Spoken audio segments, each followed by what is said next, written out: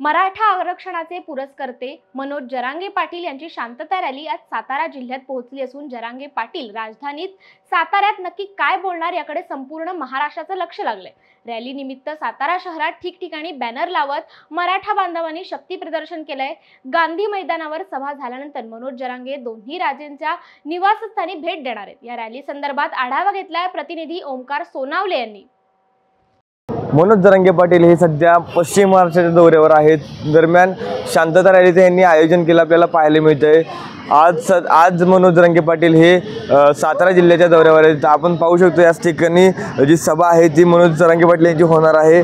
या ठिकाणी शांतता रॅली करत या ठिकाणी जनजागृतीची मराठा समाज बांधवांना मराठा आरक्षणाबद्दल जनजागृती करण्यात येणार आहे। या ठिकाणी मोठ्या प्रमाणावरती इथं तयारी देखील सातारकरांच्या वतीने केलेली आपल्याला पाहायला मिळते। मराठा बांधव देखील या ठिकाणी तुरळक प्रमाणात दिसत आहेत। दुपारच्या दरम्यान या ठिकाणी सभा होणार, सभेचं आयोजन करण्यात येणार आहे। एकूणच पाहायला गेलं तर या ठिकाणी पोलीस बंदोबस्त देखील मोठा तैनात करण्यात आहे। सातारा पोलीस यांच्या वतीने बॉम्ब स्क्वॉड असेल किंवा या ठिकाणी श्वान पथक असेल यांच्या वतीने या ठिकाणी संपूर्ण चाचपणी करण्यात आलेली आहे। आणि या सभा झाल्यानंतर मनोज जरांगे पाटील हे दोन्ही राजे आहेत त्यांच्या निवासस्थानी भेट देऊन त्यांच्याशी देखील चर्चा करणार आहेत अशी माहिती एकूणच पाहायला गेलं तर या ठिकाणी मराठा बांधवांच्या वतीने सांगण्यात येत आहे। दरम्यान मनोज जरांगे पाटील यांनी आपल्या वाढदिवशी देहदान करण्याचा निर्णय घेतला होता। आता त्यांच्या दौऱ्याचे औचित्य साधत साताऱ्यातील 10 मराठा बांधवांनी देहदानाचा निर्णय घेतला असून तसे पत्र ते आज जरांगे पाटील यांना देणार आहेत। यांच्याशी न्यूज अनकटने संवाद साधलाय। मनोज जरांगे पाटील यांनी आपल्या वाढदिवसा दिवशी देहदानाचा जो आहे तो निर्णय घेतलेला आहे। त्याच्या अनुषंगाने साताऱ्यातील जे मराठा बांधव आहेत त्यांनी देखील त्यांच्या पावलावर पाऊल ठेवत साताऱ्यातील 8 ते 10 जणांनी देहदानाचा निर्णय घेतलेला आहे। आपल्यासोबत जे देहदान करणारे ते आहेत, आपल्याशी बातचीत करत आहेत।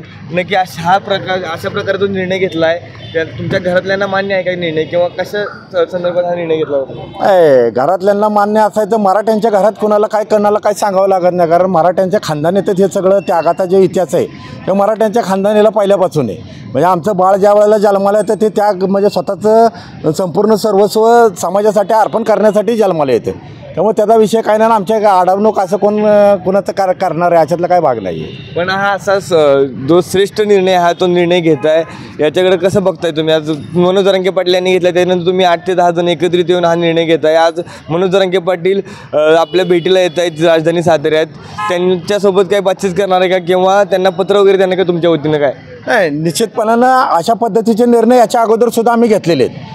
म्हणजे आबाजी महाराजांच्या ह्याच्यानंतर पुण्यतिथीच्या निमित्तानं आम्ही 151 कुटुंबांचं नेत्रदान घेतलेले।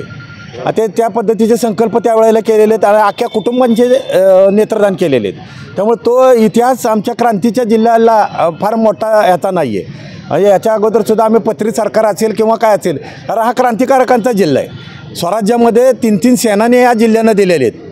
त्यामुळे त्याला या जिल्ह्याला काय बाकीचं काय सांगणं, एक प्रसंग कुठला तरी असावा लागतो। जर आपण एखादा संकल्प करायचा असेल तर त्याच्यासाठी प्रसंग कुठला तरी यावा लागतो। त्या दृष्टिकोनातून हा प्रसंग आलेला आहे। जरांगे पाटलांनी 1 तारखेला देहदान केलेलं आहे। मग त्याचा आता त्यांची जी काय रॅली या ठिकाणी येते तर अख्ख्या राज्याला अख्ख्या देशाला त्या पद्धतीचा संदेश जावा आणि हजारो लोकांनी अशा पद्धतीचे देहदान करावेत यासाठी आम्ही त्यांच्या ह्याला प्रतिसाद देत क्रांतिकारकांच्या जिल्ह्यामधून हा क्रांतिकारक निर्णय घेतो। तुम्ही काय सांगाल? आज एवढा श्रेष्ठ दानाचा निर्णय हा संपूर्ण महाराष्ट्राला पाखण्याजोगा किंवा त्यांनी बोध घेण्याजोगा आहे। हा निर्णय हा सातारा जिल्ह्यातून घेताना आपल्याला पाहायला मिळतंय। कसं आहे, हा क्रांतिकारकांचा जिल्हा आहे आणि या क्रांतिकारकांच्या जिल्ह्यात क्रांतिकारकच कसे काहीतरी निर्णय घेतात। साताऱ्याला एक वेगळी परंपरा आहे, वेगळी विचारधारा आहे। छत्रपती शिवरायांचा हा सातारा जिल्हा खरं तर प्रत्येक वेळेला सामाजिक बांधिलकी जपण्याचंच काम करतं आणि राज्यात जेवढे प्रकल्प राबवले गेले, जेवढे उपक्रम राबवले गेले त्यात सातारा जिल्हा नेहमीच अग्रेसर राहिलेला आहे।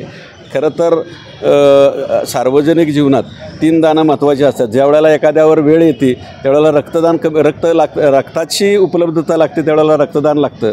नेत्र ज्या वेळेला एखादा अंध दिसतो त्यावेळेला त्याची डोळ्याची किंमत कळते म्हणून नेत्रदान महत्त्वाचं असतं।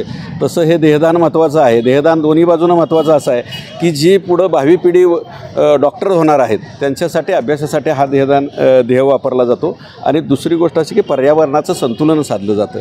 की आज जळण त्यामुळं झाडं वाचतात, झाडं वाटली की पर्यावरण होतं. हा निर्णय निश्चित स्वागतार्ह आहे आणि राज्याला आणि नव्या पिढीला दिशादर्शक आहे.